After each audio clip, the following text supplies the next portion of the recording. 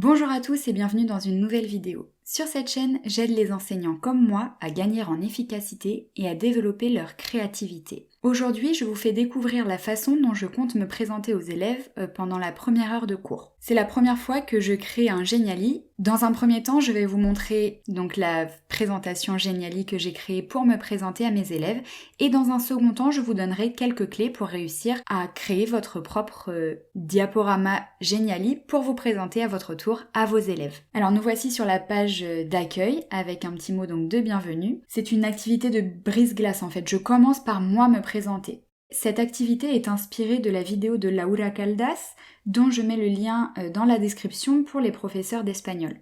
Donc le principe c'est une étoile avec 5 branches et pour chacune il y a un élément décrit. Et donc les élèves doivent deviner à quoi correspondent les différents éléments. Donc par exemple je vais cliquer sur le 2 et on voit apparaître une image. Donc là forcément pour les besoins de la vidéo j'ai anonymisé au maximum. Mais donc voilà, le 2 ça correspond au nombre d'enfants. Romain par exemple, ce sont les lettres de mon prénom. 2015 c'est l'année de l'obtention du CAPES, donc l'année où je suis devenue professeure d'espagnol. Et Cuicui, contrairement à ce qu'on pourrait croire, en fait c'est le nom de notre lapin.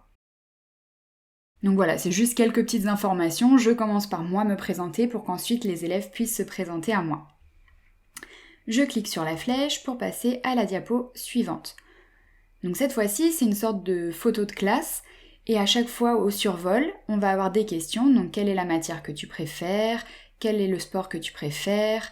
Est-ce que tu as un animal domestique? Comment tu t'appelles? Etc., etc. Donc à chaque fois que je passe sur la tête d'un des élèves, j'ai une question qui apparaît. Et en dessous, des éléments de réponse. Donc cette fois-ci, c'est moi qui apprends à faire leur connaissance. Donc eux doivent commencer à s'exprimer à l'oral. Donc quel est le jour qu'ils préfèrent? Et puis ici, par exemple, quelle est ta couleur préférée? Hop.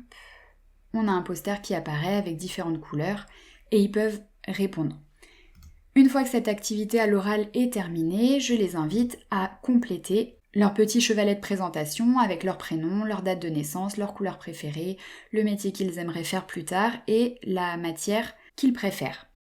Sur la page suivante, je leur présente la façon dont nous allons travailler cette année. Donc on fait un rapide tour des fournitures qu'ils doivent avoir, de l'organisation du déroulé des séances et des séquences, etc. Les attentes, donc aussi bien moi envers eux que eux envers moi, et les différentes compétences qu'on va travailler tout au long de l'année scolaire. Donc si je clique par exemple ici sur le bureau avec les fournitures, je passe sur la page où je présente les fournitures donc qu'ils devront avoir tout au long de l'année. Donc un agenda, une trousse, un cahier. Et au survol, ici, il y a des petites informations complémentaires. Donc un cahier 24-32, c'est leur outil de travail.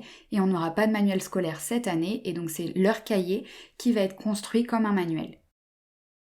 Ensuite, il y a un petit bouton interactif. Donc c'est le moment où on fait une petite pause. On vient compléter la page de garde de leur cahier avec à nouveau du vocabulaire en espagnol pour commencer déjà à introduire des mots de vocabulaire en espagnol dès la première heure de cours. Et puis un accès à internet, vous verrez pourquoi plus tard. Ensuite, on revient donc sur la page d'accueil grâce à ce bouton.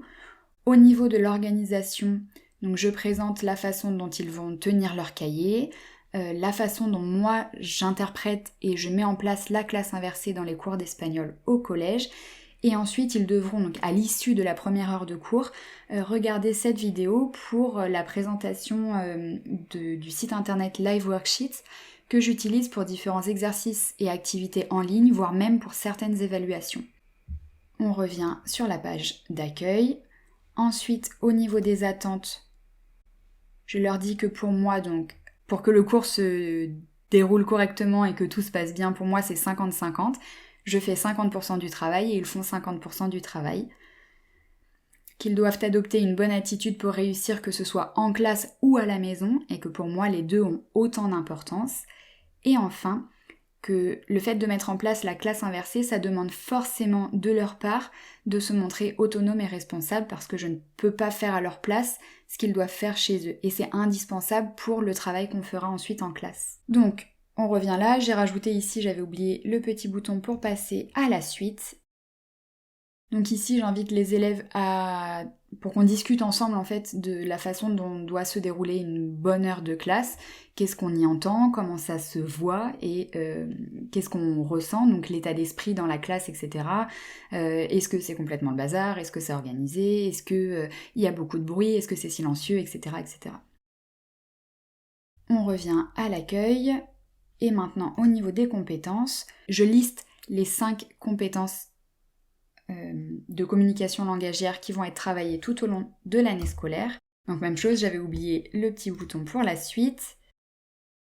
On voit maintenant apparaître au fur et à mesure le titre des 7 séquences qui vont être travaillées ou qui devront ou devraient être travaillées au cours de l'année scolaire.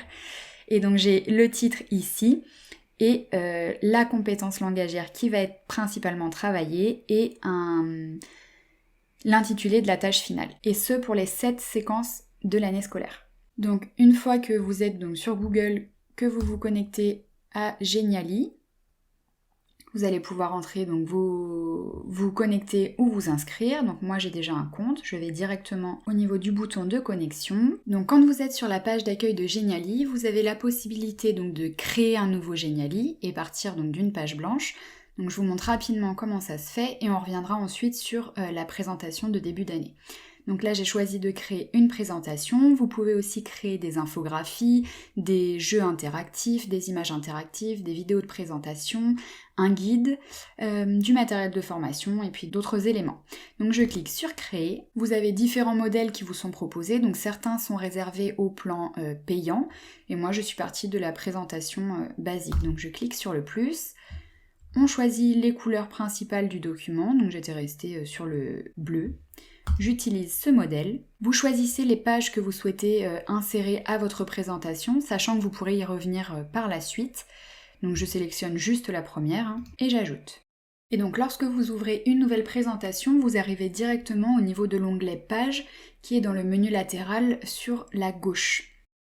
Donc vous pouvez ajouter une nouvelle page et choisir bien sûr parmi les modèles qui étaient proposés au tout départ. On les retrouve ici. Donc si on veut en ajouter un, hop, il suffit de le cocher. Ça vous ajoute donc une deuxième page. À tout moment, vous pouvez ici renommer le nom des pages pour vous y retrouver. Modifier les transitions donc pour passer d'une diapo à une autre. Et donc on repasse au niveau de la présentation que j'ai créée déjà pour gagner du temps et puis pour apprendre à connaître l'outil parce que c'est vraiment le début pour moi. Donc le fond a été trouvé sur Freepik, je l'ai enregistré puis je l'ai importé au niveau de l'onglet Images.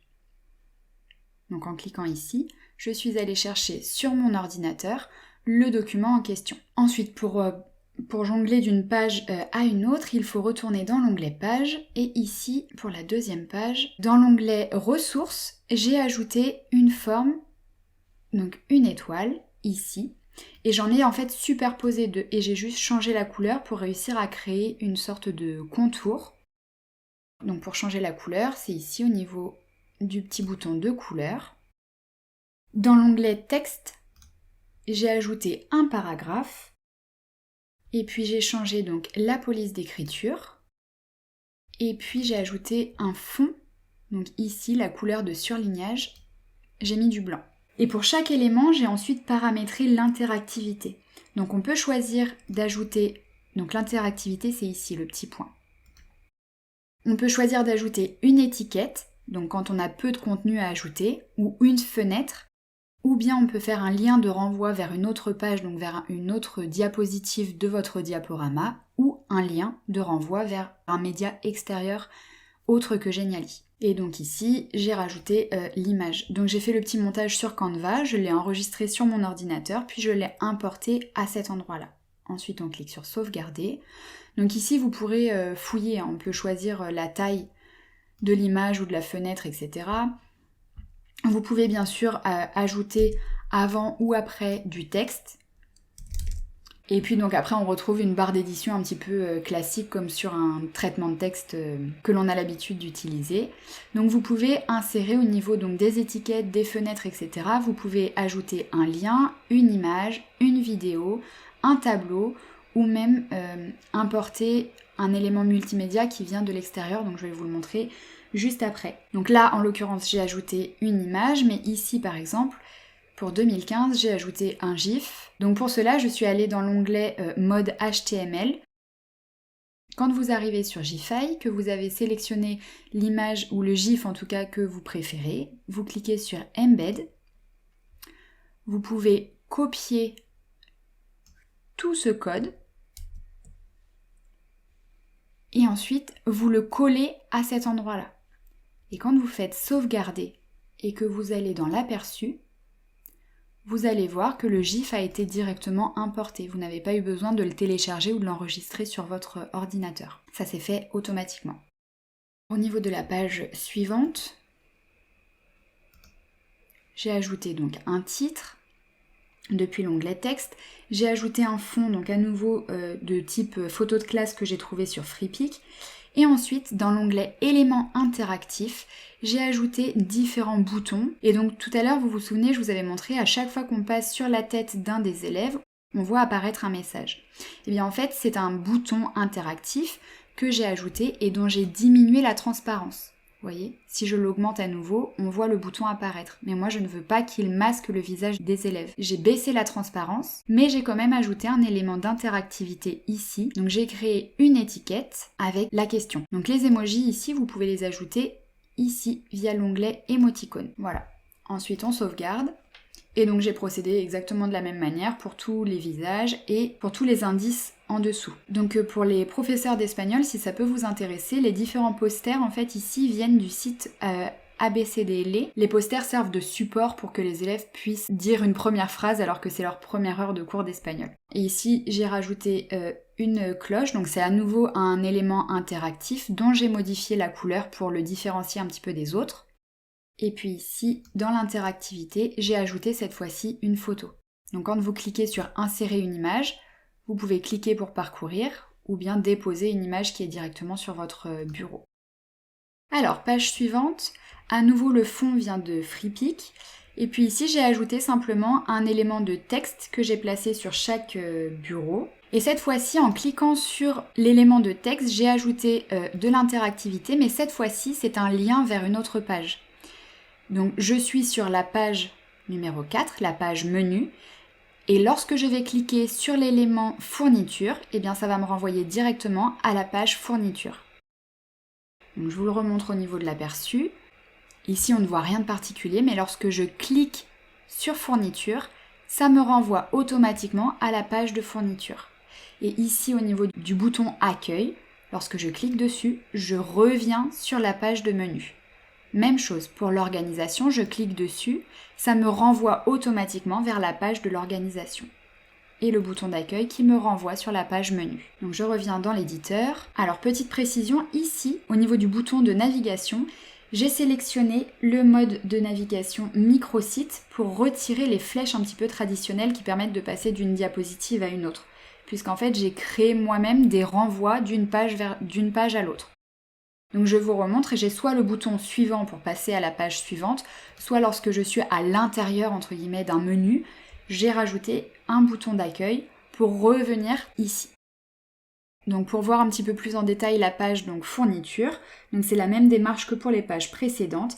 J'ai d'abord ajouté des icônes qui ont été trouvées donc sur Flaticone, donc je vous montre un petit peu.